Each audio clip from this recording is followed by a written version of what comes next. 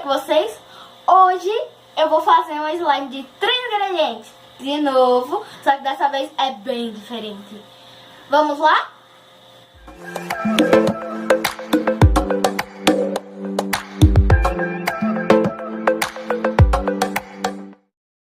Bom, gente, a gente primeiro vai colocar a cola, depois o talco pra chulé.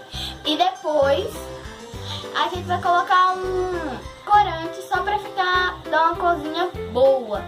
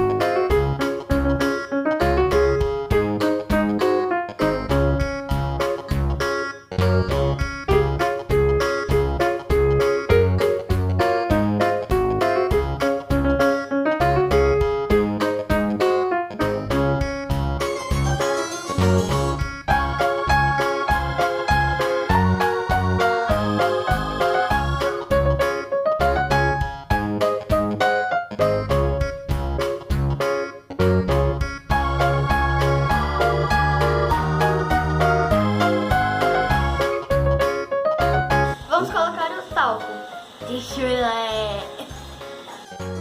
E agora é só mexer.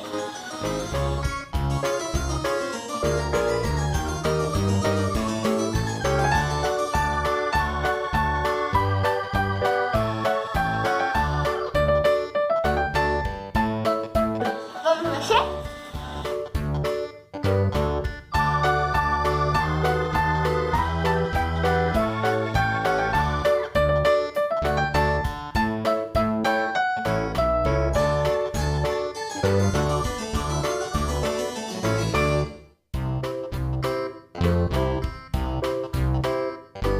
Ah, tá ganhando forma.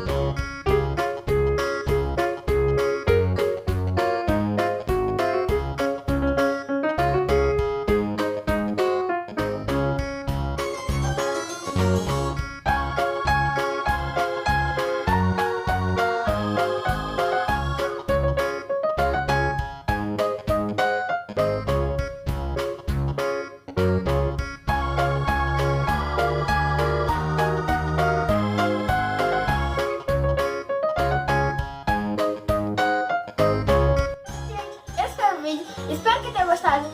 Se gostaram, deixem o like, se inscrevam no canal e ativem o sininho. Beijinhos de Juba!